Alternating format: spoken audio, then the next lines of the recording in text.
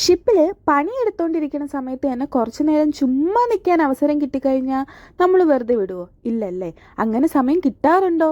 അങ്ങനെ സമയം കിട്ടാറില്ല. എന്നാൽ അങ്ങനെ ഒരു സമയം കിട്ടിയ ദിവസത്തെക്കുറിച്ചാണ് ഇന്ന് പറയാൻ പോകുന്നത്. പക്ഷേ ഫുൾ ഡേ അങ്ങനെ അല്ല കേട്ടോ, കുറച്ച് മണിക്കൂർ മാത്രമേ അങ്ങനെ ഒരു സമയം കിട്ടത്തുള്ളൂ. അതോ പ്രത്യേകിച്ച് കാലാവസ്ഥ നമ്മളെ കനിയാണെങ്കിൽ മാത്രം. എന്താ കാര്യമൊന്നുമല്ല, ഇന്നും മഴയാണ്. മഴ വന്ന സ്ഥിതിക്ക് വെള്ളം കളി തുടങ്ങിയാലോ അല്ലേ?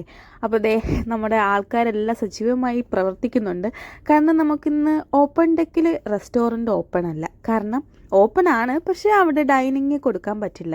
കാരണം മഴ പെയ്തുകൊണ്ടിരിക്കുകയാണ്, ഗസ്റ്റിന് വന്നിരിക്കാൻ പറ്റില്ല. അതുകൊണ്ട് തന്നെ നമ്മുടെ എല്ലാ പാസഞ്ചേഴ്സും നമ്മുടെ താഴത്തെ റെസ്റ്റോറൻറ്റിലാണ് ഇന്ന് പോയിരിക്കുന്നത്. അതുകൊണ്ട് തന്നെ ഞങ്ങൾ കുറച്ച് നേരത്തേക്ക് റെസ്റ്റ് എടുക്കാൻ തീരുമാനിച്ചു. അങ്ങനെ റെസ്റ്റ് ഒക്കെ എടുത്തുകൊണ്ടിരിക്കുന്ന സമയത്താണ് മുകളിലേക്കൊരു കോള് വന്നത്. താഴെ ഭയങ്കര തിരക്കാണ്, ആരെങ്കിലും ഒരാൾ താഴേക്ക് വരണം. അങ്ങനെ രണ്ടാമതൊന്നും ചിന്തിക്കാതെ ഞാൻ തന്നെ പോകേണ്ടി വന്നു താഴെ ഹെൽപ്പ് ചെയ്യാൻ വേണ്ടിയിട്ട്. അങ്ങനെ എൻ്റെ ഹെൽപ്പിങ്ങും പരിപാടിയൊക്കെ കഴിഞ്ഞപ്പോഴത്തേക്കും എൻ്റെ ബ്രേക്ക് ടൈമായി. അങ്ങനെ ഞാൻ എൻ്റെ ബ്രേക്ക് എടുത്ത് ഞാൻ നേരെ ക്യാബിനിലേക്ക് പോയി.